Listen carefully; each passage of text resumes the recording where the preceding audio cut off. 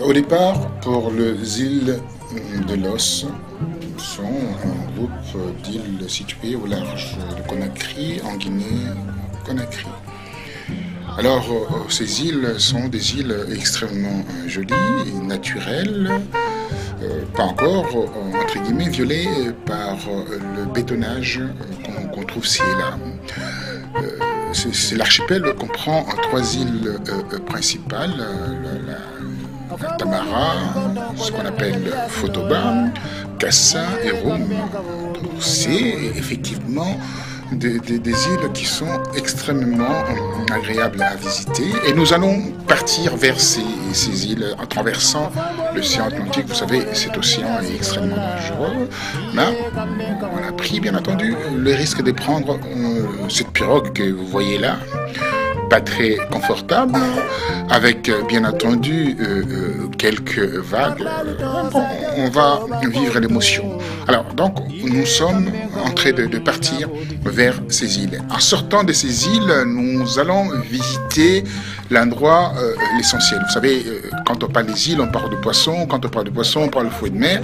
Le poisson, c'est l'élément, le mets essentiel en Afrique de l'Ouest surtout.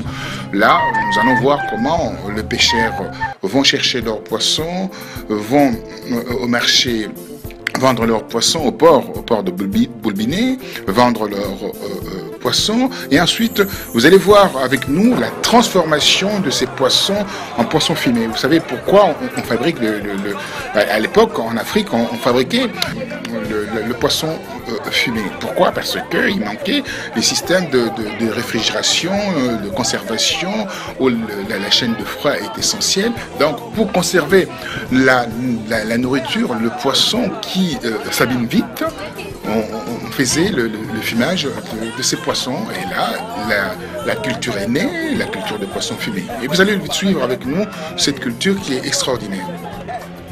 Une partie de la ville de Conakry se situe sur ce qui a été autrefois l'île de Tumbo, aujourd'hui rattachée à la péninsule sur laquelle s'étend la capitale de la Guinée. Alors là, nous sommes dans cette pirogue, vous voyez, le moteur vient de s'arrêter, tout le monde est inquiet. Alors, imaginez-vous que ça s'arrête au milieu de cet océan, assez immense, vaste. Pour histoire, notre guide nous disait qu'il y a eu une pirogue qui transportait 40 passagers et cette pirogue a sombré ici. Voilà, donc ça ne rassure pas d'ailleurs, mais bon, l'aventure nous demande, l'aventure nous appelle. Alors voilà, donc nous sommes en train d'aller vers une île, voilà, une île qui n'est pas très loin d'ici, à 40 minutes d'ici. On a pris une pirogue motorisée, afin qu'on puisse aller de l'autre côté pour bien sûr visiter les pêcheurs, les gens qui vivent dans l'île. On traverse l'océan Atlantique, voilà, c'est un océan qui est dangereux, mais ça va, on est en train de traverser la pirogue avec les pêcheurs qui sont avec nous.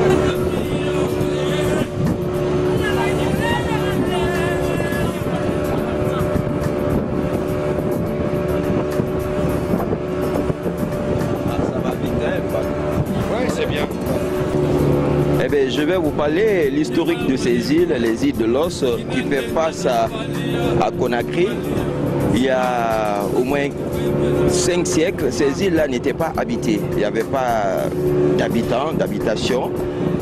Les autochtones qui se trouvaient sur la rive de Conakry, à l'époque qu'on appelait aussi autrement chez les Bagas, parce que les autochtones c'était des Bagas. C'était des pêcheurs. Mais une fois, ils avaient le temps, ils venaient ici sur ces îles pour adorer leur Dieu. Oui, c'était un endroit de culte, un endroit où les gens venaient pour prier à travers leurs masques. Vous savez, il y a les différents masques, bagas. Chaque dieu avait sa qualité ou sa spécialité de rendre, c'est-à-dire les bagas heureux. Quand, par exemple, je donne un exemple, on prend le masque Nimba. Nimba, c'était un masque de fécondité. Les femmes qui n'arrivaient pas à avoir d'enfants ils venaient vraiment derrière ce masque le prier pour que le max le don des enfants, des bébés. Alors il y avait aussi le serpent Baga qui avait aussi son rôle. Alors ces îles-là, c'était comme ça, c'était des îles où les Bagas venaient pour prier, exaucer leurs vœux. Quelqu'un qui a des problèmes, il vient avec le truc rouge en tête et il vient, il prie ses masques. Alors quand les Portugais sont venus, les premiers explorateurs européens, c'était des Portugais, ils sont venus vers la Guinée, ils ont vu cette pratique se passer sur les îles. Alors ils ont donné un nom dans la langue portugaise, Islândia de los, ça veut dire l'île des idoles. Alors ils ont transformé le nom et maintenant tout le monde appelle ces îles-là les îles de l'os. Ils ont fait des siècles ici avec les Bagas, ils échangeaient tout et tout, et après les Anglais sont venus pour faire le commerce d'esclaves. Ils ont cherché les Portugais, et eux ils se sont installés. Ils faisaient un trafic du commerce d'esclaves, ils ont même construit un grand pénitencier de transit. Quand ils prenaient les gens dans les différents coins d'Afrique, ils venaient les transiter ici et puis direct mettaient dans le bateau, destination vers les Amériques aujourd'hui. Alors ces habitants aujourd'hui, quand vous venez sur les îles de l'Os, vous allez trouver beaucoup de noms anglais. Parce que quand tu appartiens, c'est-à-dire quand quelqu'un achète un esclave et l'esclave porte réellement, c'est-à-dire directement le nom de la personne qui l'a acheté. Alors quand vous venez sur les îles, vous avez les noms Macaulay, Wright, Wilkinson, tout ça là. Ces gens-là vivent jusqu'à présent ici. Alors ils ont construit c'est la plus première église anglicane sur l'île de Fotéba. Voilà. Alors la première île se trouve devant nous, c'est l'île de Kassa. Il y a 3 grandes îles et puis mais il y a des îlots aussi derrière. La première île, c'est l'île de Kassa qui est juste en face de nous. Vous avez le premier village qu'on appelle le village de Soro, qui est un village des pêcheurs. Et après, on va vous expliquer aussi l'histoire des autres îles qui se trouvent derrière. La plus grande île, c'est l'île de Fotéba. Fotéba, et il y a aussi la plus intéressante, c'est la plus petite, c'est l'île de Rome. C'est là où il y a la plus belle plage de ces îles. Qu'on appelle la plage du gouverneur. Le premier gouverneur de Conakry venait là-bas avec ses hôtes pour faire une détente, passer vraiment un week-end agréable. Voilà. Il y a aussi, il y a tellement de sites touristiques sur les îles. Chaque site a une histoire. La première usine de bauxite se trouve sur l'île de Kassa. Et la première école primaire de Conakry se trouve là-bas aussi. Et vous avez à côté des épaves. Ce sont des bateaux qui ont échoué. Il y a d'autres épaves. En 1970, la Guinée a été agressée par des gens qui ont voulu venir renverser le régime du premier président. Mais ils n'ont pas pu, ils ont bombardé leur bateau et le bateau est resté ici. Voilà. Et vous avez aussi un autre épave qui est vraiment qui a une histoire importante parce que c'est le premier bateau de la Guinée qui a été offert par le président libyen Kadhafi dans les années 60. Voilà. Alors vous avez aussi un site touristique sur l'île de Rome qu'on appelle l'île au trésor. L'île au trésor, d'après les gens, parce que qu'il y a des trésors là-bas, quand les pirates venaient pour faire leur trafic, ils ont creusé quelque part et ils ont mis des choses là-bas. Et jusqu'à présent, les gens, personne ne sait où se trouve ce trésor. Mais les gens sont en train de chercher. Souvent, je joue avec ma clientèle, quand j'envoie les gens sur ces sites, je leur dis toujours, celui qui trouve le trésor, tu me le passes, parce que c'est moi qui t'ai amené sur les îles. Alors, le premier hôtel, on va le découvrir bientôt, il s'appelle Hôtel Bamana, qui a aussi une plage agréable. où les gens viennent, surtout les week-ends, les expats, pour venir vraiment passer leur week-end. Mais comme je vous disais, la plus belle plage de ces îles se trouve à Roum. C'est là où j'ai mis mon établissement qui s'appelle Millefeuille. Voilà, Millefeuille, voilà. Moi j'aime tout ce qui est mille. Alors j'ai mis Millefeuille là-bas, c'est un bijou. Et les gens qui viennent, ils mangent bien. Et derrière, il y a une plage avec un sable blanc. Et vous avez aussi des gens qui habitent à Conakry, viennent faire du retrait là-bas, vraiment passer leur week-end. En tout cas des moments de souvenirs et des moments agréables. Et comme vous le savez, tout ce que je suis en train de vous dire sur l'histoire de ces îles-là, c'est que c'est vraiment une potentielle énorme, c'est une chance pour la Guinée d'avoir ce bijou. Alors on est en train de se battre aussi, c'est-à-dire dans le côté d'assainissement, parce qu'aujourd'hui les gens n'ont pas, ils ne se rendent pas compte que l'environnement est en train de se détruire, c'est-à-dire de se dégrader à travers des mauvais comportements de certaines personnes qui jettent des poubelles n'importe où, mais surtout c'est-à-dire les plastiques. Voilà, parce que la mer, c'est-à-dire c'est comme le ventre d'un individu. Quand tu avales quelque chose qui n'est pas bon, là tu le rejettes. Alors la mer, quand tu jettes des choses, elle le rejette automatiquement. Et sur les belles plages, sur le sable blanc.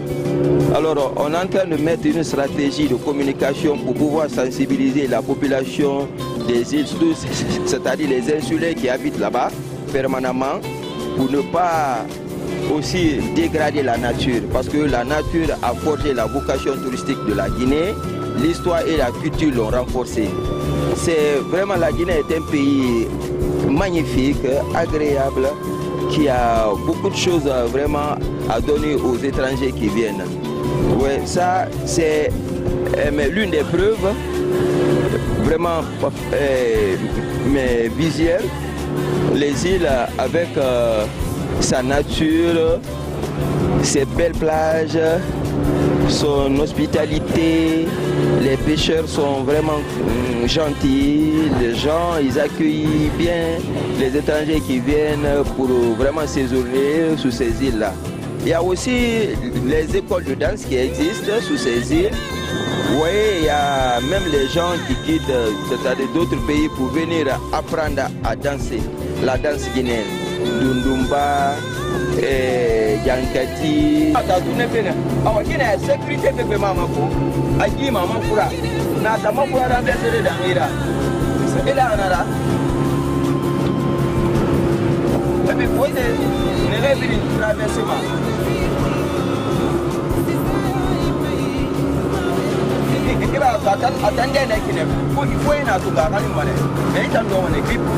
Effectivement, voilà, nous nous approchons de cette île qui est essentiellement historique. On vient d'avoir le résumé assez détaillé de ce que nous allons vivre en réalité dans cette île. Au regard de ce qu'on a vu à Conakry, c'est, on peut dire, une forme de multipode où il y a plusieurs nationalités, plusieurs races, plusieurs cultures, plusieurs traditions et plusieurs ethnies. Il y a les Soussous, il y a les Mélinqués, il y a Peul et il y a d'autres de ce qu'on appelle les ethnies minoritaires. Mais en réalité, ce qu'on peut dire, c'est où on peut croiser. C'est un carrefour en fait de tout ce qu'on peut trouver dans l'Afrique de l'Ouest. Et dommage, aujourd'hui, l'exploitation de cette zone n'est pas vraiment la vraie exploitation et la zone exploitée à 10%, je peux dire ainsi. Alors, je passerai la parole à notre équipe de nous dire réellement pourquoi le tourisme n'est pas mis en exergue, n'est pas mis en avant. Eh bien, les touristes aujourd'hui, pourquoi les gens ne viennent pas vers la Guinée, c'est qu'il n'y a pas eu une promotion aussi fiable pour attirer les gens. La Guinée aujourd'hui est un pays où on peut vendre le tourisme très bien. Pourquoi? Parce que les sites naturels sont là. Comparativement au Sénégal, vous avez vu, les Sénégalais ont fait un grand effort de mettre les sites artificiels. Mais nous, en Guinée, c'est la chance que nous avons des sites naturels. Mais je vous avoue, l'accès est un peu difficile. C'est pour cela que nous lançons l'appel aux autorités de faciliter l'accès aux gens. Et il y a aussi, c'est-à-dire un manque de communication. Au niveau, parce que vous avez beaucoup d'établissements ici qui n'ont pas de site web, qui ne sont pas... Parce qu'aujourd'hui, tout se passe, c'est sur l'Internet. Le monde est devenu un village, un gros village. Si tu es, je ne sais pas, en Australie, tu peux te faire connaître par un Guinéen à travers le net. Alors, moi, je suis membre de la Fédération patronale de tourisme et de l'autorité chargée de la communication. C'est-à-dire, mon objectif aujourd'hui, c'est de vraiment vulgariser, viabiliser ces différents sites que nous avons ici en Guinée. Et les îles de Los, c'est-à-dire, je vous ai dit dès au départ que c'est des îles vraiment paradisiaques. On va le découvrir dès maintenant. Parce que derrière moi, je pense que la caméra est en train de voir, c'est-à-dire de faire voir les différents coins de ces îles. Vous avez la plus grande île, l'île de Foteba, c'est la deuxième île. La troisième, elle est là-bas juste derrière moi, qui est l'île de Roum. Et c'est la plus intéressante. Pourquoi? Parce que c'est là où tout le monde vient, parce que la belle plage y existe. Et il y a un sable fin blanc que les gens viennent. Et puis, il y a aussi les vagues. Les vagues, c'est comme un jeu d'enfant. Quand les gens viennent tous, ils aiment bien s'amuser avec les vagues de cette... Non, mais c'est en paille même. Quand tu vas regarder tout est africain. Moi, j'ai déjà une idée pour faire dans le concept que je dois mettre. Garde ça vaudra des millions. Après. Il ne faut pas dénaturer votre littoral. C'était le premier village des habitants de ces îles. C'est la même pour laquelle on appelle ici Cabo de l'île, l'ancien village.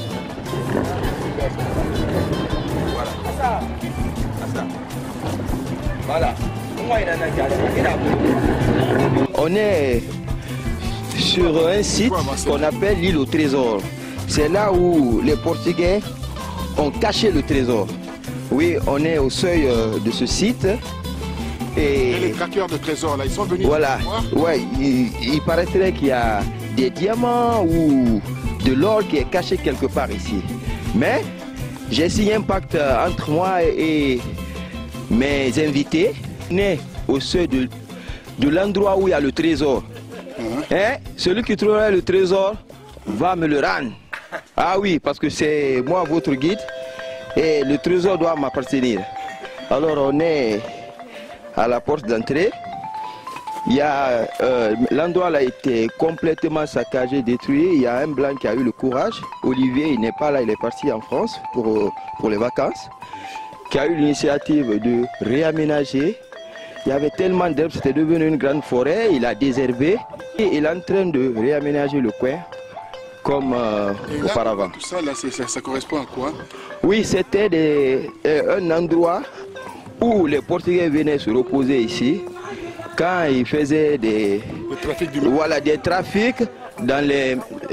c'est-à-dire dans l'océan où ils braquaient les gens et ils venaient ici pour se reposer. Alors ils faisaient leur deal ici. Voilà, c'est des endroits où dans l'enceinte il y avait 10 maisons bien aménagées. Et on a même retrouvé des traces, des épées, des canons, oui. On a déterré des traces, parce qu'il paraîtrait que à un moment donné, l'Angleterre est venue vraiment faire la guerre avec les Portugais. Il y a eu beaucoup de bagarres, il y avait des traces, parce qu'on a retrouvé des canons ici. Nous sommes ici en Guinée-Conakry, dans une île qui s'appelle Roum. Roum. Oui. Roum, voilà, donc on est en train de visiter cette île.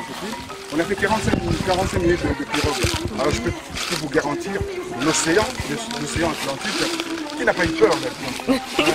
On a traversé quand même. On est en train de visiter, voir qu'est-ce qui se passe ici. Après, on va voir les pêcheurs, on va voir la plage. Les pêcheurs, comment ils pêchent. Ils récupèrent les poissons, ils transforment leurs poissons au marché qui est en face. Comment ça s'appelle le marché là? Le marché de... Madina? Non, Madina, il y a à côté un autre marché où on traite les poissons, on fume les poissons. Boulbiné. Boulbiné, merci. Voilà, on va aller à Boulbiné et faire un travail extraordinaire là-dessus, et voir comment ils traitent ces poissons et transforment ces poissons. Merci à vous et on descend. Cette belle plage ensoleillée, on est sur la plage qui s'appelle la plage du gouverneur. Voilà, la plage du gouverneur. Et depuis longtemps, le premier gouverneur avec ses hôtes venait ici pour faire une détente. Vous avez vu du beau monde qui est là, c'est un monde qui vient ici tous les week-ends, surtout les espaces, pour venir faire une détente. Regarde, la vue, elle est impeccable, les gens sont joyeux et c'est vraiment bien. Ça pousse les gens à revenir en Guinée. La destination vers la Guinée est une belle chose. La nature, vous avez vu la nature? Des grottes avec, oui, avec la vague. Je vous ai dit que c'est un jeu d'enfant, mais c'est incroyable cette belle plage. C'est pour vous dire que la Guinée est une destination meilleure, une destination incroyablement paradisiaque. Et bien ici on ne mange que des fruits de mer, des très bonnes recettes de la mer. Les gambas, les poissons braisés, les brochettes de l'hôte, les filets de capitaine, les lots à la une, tout ça là, c'est à la disposition des touristes qui viennent ici. Voilà, pour une fois, la Guinée est une destination incroyablement claire. Pour que la Guinée soit peut-être dans les 10 prochaines années, soit une destination meilleure parmi tous les pays qui nous entourent. C'est ça. Ah oui, la Guinée, un paradis sur terre.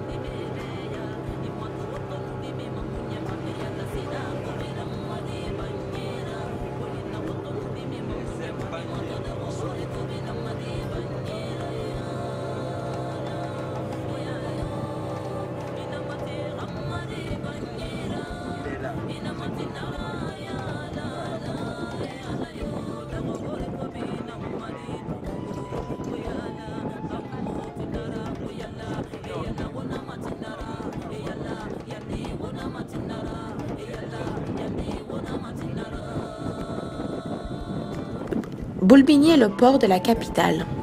Conakry est le plus ancien de la côte guinéenne. L'ensemble du poisson destiné à la consommation était autrefois débarqué ici. Il est désormais chargé, prêt à être exporté. Un récif le protège de la mer, créant un langot naturel. Toute la flotte d'environ 3380 marins pêcheurs de Boulbinette travaille dans le langot. Plus de 350 bateaux qui s'enchaînent entre 5 et 22 mètres, équipés de moteurs hors-volants de 8 à 40 chevaux.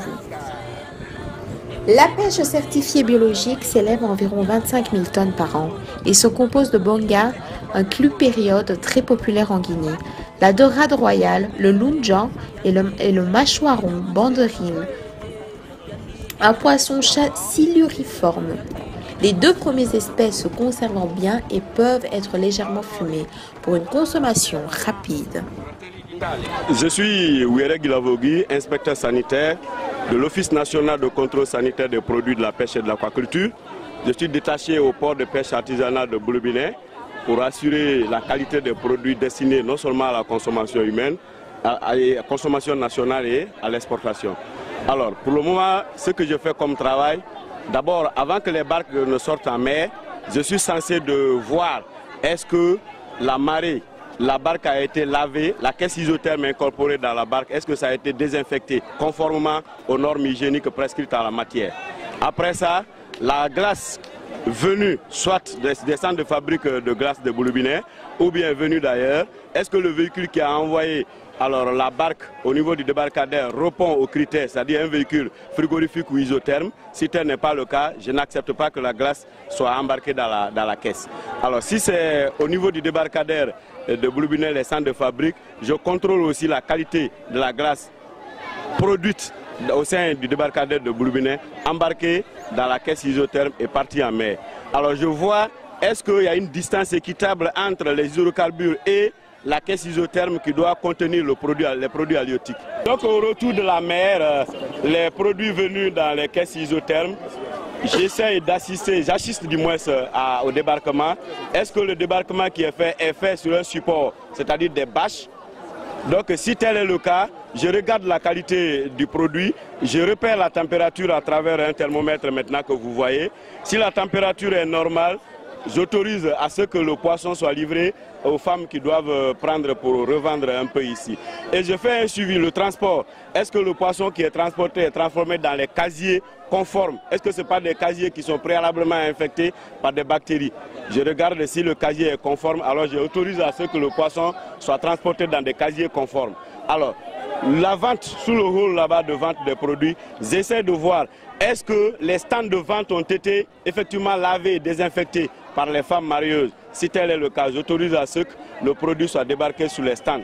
Alors, une fois que le produit est débarqué, je suis aussi le processus de vente. À des moments donnés, je repars encore revoir la température. Est-ce que la température du poisson n'a pas varié? Si ça a varié, est-ce que la variation permet aussi que le poisson soit consommé par la population? Si tel est le cas, la vente continue. Eh bien, une fois au-delà du débarcadère de Boulbinet, un peu ma responsabilité est désengagée parce que le produit qui est sur le marché, il y a aussi les inspecteurs qui relèvent de l'Office national de contrôle sanitaire des produits de la pêche au niveau du commerce qui sont là aussi pour regarder comment les ventes se font dans les marchés. Voilà un peu la mission qui m'est assignée ici. Et par rapport à l'épidémie d'Ebola, il y a des agents de l'UNICEF qui sont venus nous former ici. Comment éviter Ebola et quelles sont les mesures d'hygiène qu'il faut prendre pour éviter Ebola. Nous appliquons, vous voyez les kits d'hygiène, ils se trouvent un peu partout.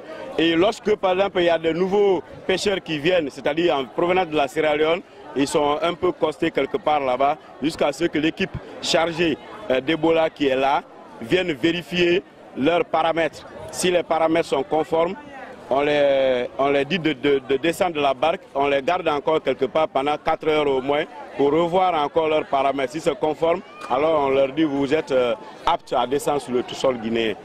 Alors pour le moment, à mon entendement, à ma connaissance, je n'ai pas entendu un cas d'Ebola au débarcadère de Boulbinet. Toutes les mesures ont été prises. Sinon, c'est un débarcadère à grande agglomération où se côtoient 4 ou 5 nationalités, mais pour le moment, Dieu merci, on n'a pas détecté à ma connaissance un cas d'Ebola ici. Avant Manaran qu'on fait, on a technique, c'est genre de et puis il y a un modèle mounous sur ma le du filet n'a rien il y a un modèle mounous sur ma ça dépend des poissons quoi. Il y a le poisson qui mouillerait sur ma série, mouillerait modèle billing sur ma concours, il y aurait famille qui n'y m'a sur ma. Donc il dit que ce filet, il dit que ce filet, en général, ils attrapent tout type de poissons. Donc en Guinée, on a le capitaine, on a la dorade, on a le sniper, je le donne le nom en anglais, on a le poisson-chat qui est très célèbre en Guinée, c'est le conquet, celui que vous avez dégusté. On a les sols, on attrape des lottes, donc avec ce filet. Alors, Wangagi Wali Naraiki, Chino et Tobarafa, on barakolo, Chino et Baraso pêche que la Guinée a Begbera. Et est-ce que à Otoroma, aura filé, est-ce que impact na Otanga Walima? Vraiment, parce qu'il y a un filet qui est un monde toror d'une parce que le filet, quand le filet boulot, le filet l'ouvert, donc quand il y a un filet quoi, bolé mounoma d'Anguinara sono, parce qu'il y a bien guimane quoi, le filet monde toroma vraiment. Et donc il y a bien minimane. Ils disent qu'effectivement ils ont quelques difficultés parce que souvent les chalutiers des pêches industrielles ou des Chinois quand le filet est abîmé, eh bien, toute la pêche elle est perdue. Les poissons, ils perdent les poissons. Donc c'est un sérieux impact quand on sait que ces gens ne vivent que de cette pêche. Le plus populaire, donc il y aurait série, bunga. Le poisson chat, c'est un poisson très célèbre qui est le plus vendu et transformé. Tout à l'heure, on va aller à la transformation. On a un petit poisson qui est comme une petite sardine, qu'on appelle localement le bonga, qui se mange frais, qui se mange fumé et qui est généralement accompagné dans plusieurs plats et qui est la base de l'alimentation chez les Soussous. C'est un poisson qui est très populaire. Irilidi. Ok, il s'appelle Al-Hali Kamara et il est responsable de faire les filets. Il y a des Japonais qui ont fait un don pour la Guinée que je peux vous montrer pour les femmes, soi-disant pour faire une salle de fumage. Et il y a des poissons frais. Ici, le pêche artisanal et le pêche industriel, c'est différent. Mais ce qui est le problème pour le pêche artisanal, ils n'ont pas assez de matériel, ils souffrent beaucoup. Comme celui-là, c'est les Japonais qui ont donné pour l'État guinéen. C'est un cadeau qui a été fait pour les Japonais. Viens, tu vas voir. Là où on vend le poisson frais, il y a d'autres qui sortent le matin, qui viennent le soir. Ceux qui sortent le matin, à 6 h, ils viennent le soir, tu vois. C'est ça qui sont là. Pardon. Ça, c'est des poissons. Ça, c'est des pêches industrielles. Ça a été pêché par des Chinois, tu vois, mais pêche artisanale, c'est différent. Il y a mis des poissons différents, tu vois. Donc, elle est en train de nettoyer la lotte. Elle est en train de nettoyer. Et depuis toujours, c'est une vendeuse de poissons. Donc, elle est spécialisée pour la lotte. Elle a des clients spécialement qui viennent acheter la lotte. Est-ce que le bénéfice est comme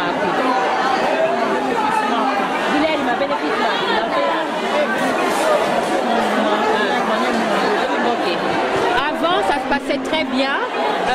Il y avait un certain bénéfice entre l'achat et la revente. Mais comme vous le savez, depuis la dernière crise que la Guinée subit à cause de la crise sanitaire, donc les restaurateurs, les hôteliers, ceux qui avaient l'habitude d'acheter les poissons ne sont pas là en ce moment, donc c'est un peu difficile à l'achat et par rapport à l'achat et à la revente.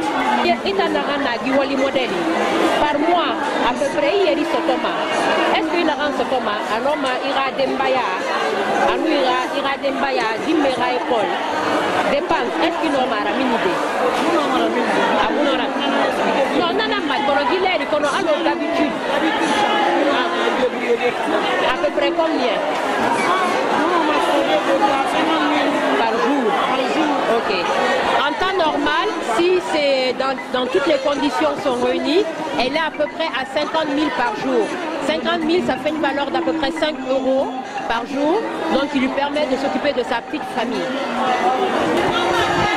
J'ai dit nous avons les différentes espèces débarquées, de poissons débarqués au port de pêche artisanal de Boulbinet. Nous avons le barracuda, le Soussou appelle souvent Kouta, nous avons le capitaine, et puis nous avons les ombris de l'autre côté. Donc c'est des poissons de cérémonie le plus souvent. Quand on pêche, on donne aux marieuses, elles viennent attendre le client. Au cas où le poisson n'est pas acheté aujourd'hui, on attend le lendemain, on essaie d'envoyer dans une chambre froide. Alors on essaie de congeler jusqu'à demain. Et demain on le sort, nous venons encore pour revoir la qualité. Est-ce que le poisson répond encore à la qualité requise pour la consommation humaine? Si tel est le cas, la vente continue. Vous voyez déjà ce que je vous disais là-bas, le poisson, il est exigé que le poisson se vende sur les stands de vente. En barracuda, ça dépend de la taille de pêche. À peu près, on va vous dire, madame, vous pouvez dire le prix. Ça va être quelque chose de 200 à 250 000, ça dépend.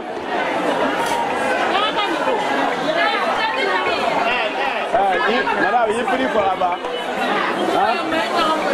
Ça fait 35. Il prix. Non, mais il m'a dit de yéli. Non, mais il m'a dit de yéli. 120 000. 120 000. 120 000 francs. Une valeur de 10 euros. 10 euros au maximum. 12 euros comme ça. Ça c'est la raie, ça c'est la raie, ça c'est la raie. Oui, ça c'est les raies. Donc ça c'est les raies guitare.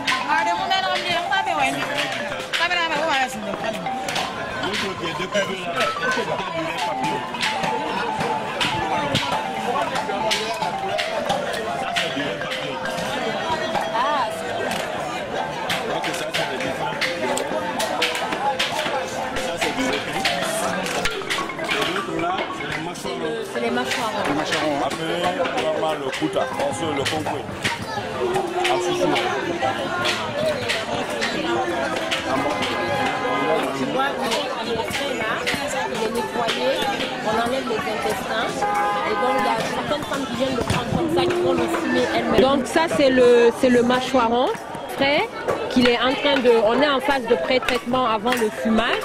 Donc il le découpe, il vide des intestins, il le fond en deux pour le fumage. Il y a des femmes qui viennent embarquer, qui vont dans un autre centre de fumage et on a le centre de fumage juste à côté dans lequel on va aller. Les bois de fumage. Comment ça s'appelle? Non, c'est comme ça les bois de fumage. De quel arbre? Non, on ne peut pas fumer. Grand frère, fumer le frère qu'on a vu là-bas, ça c'est le fumer.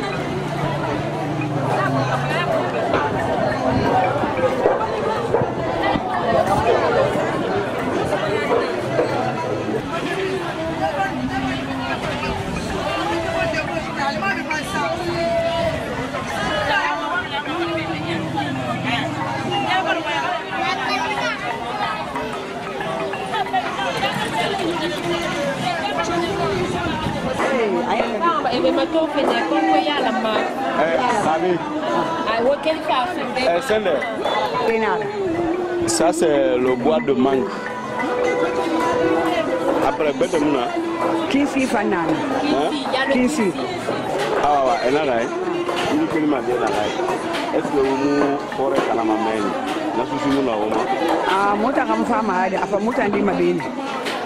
Elle ne sait même pas d'où vient le bois, ça la trouve ici, elle l'achète. Pourquoi le choix de ce bois? De ce peu ma, ah, il y a une femme. Moi, il y a une femme. C'est ça. Par exemple, le bois de mangue, c'est le bois qui est bien destiné à bien fumer le produit. Et ça les plaît comme ça, et puis ça fume très bien. Oui, ça la marche. Vous avez ça la est-ce que le bénéfice n'a ouvert? On va voir le c'est un bénéfice.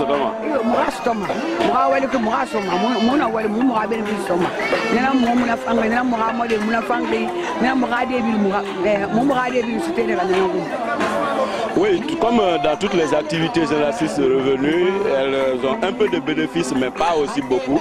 Ça les permet quand même de faire le minimum pour leur famille.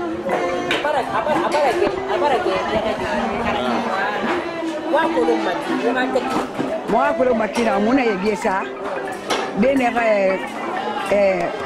Quelques minutes, mon amato, mon mobile, ça m'a donné président, m'a donné très peu. Bon, mon bras, la baraka. Bon, mon assaut, seulement de tel man à bon son. À la base, ils mettent du bois. Et après une dizaine de minutes, en fait, c'est au toucher qu'ils vérifient à chaque fois l'étape de séchage. Et donc là, ils sont à feu doux parce qu'ils sont en phase c'est la finalité. Et donc le poisson qu'elle vient nous montrer est en fin de fumage et le feu, il est doux. Donc c'est vraiment une histoire de toucher. Quel fait que ça gagne? Ok, généralement c'est à peu près une journée ouvrable, donc à peu près 8 heures de travail pour sécher. Il est prêt à la vente ou à la consommation. Donc ça c'est des fours traditionnels de. Ça c'est le mâchoiron. Ça c'est la sole. Ça c'est les raies papillons et les raies guitare découpées. Gi modèle ni ma boré modèle mi ga ni manansera généralement bourare. OK. Donc ça c'est les raies qui vont être séchés. Et généralement, ce genre de poisson finit toujours dans une sauce feuille qu'on aura l'occasion de déguster tout à l'heure. Voilà. Le mâchoiron fumé, ça c'est vraiment un très gros mâchoiron. On a plusieurs, il y en a qui sont super secs, il y en a qui sont à moitié, moins secs. La chair est tendre, chacun selon son désir. Donc ça se mange généralement avec de l'huile de palme, de la sauce à l'huile de palme ou de la sauce avec des graines qu'on appelle communément en Guinée bontoué, qui est très populaire chez les Soussous. Et ça se mange aussi à la sauce tomate.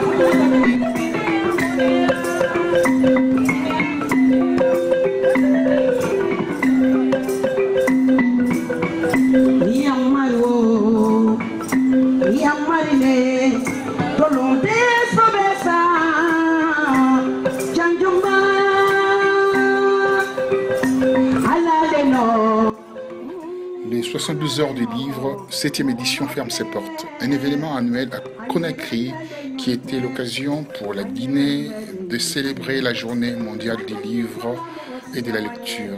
Il est mobilisé auteurs, éditeurs, décideurs publics sur la promotion du livre. Cette 7e édition avait pour thème les livres, la science, les sciences, climat et environnement. Et s'est donné comme objectif de mobiliser l'ensemble des praticiens du livre dans la réflexion sur la nécessité de préserver l'environnement.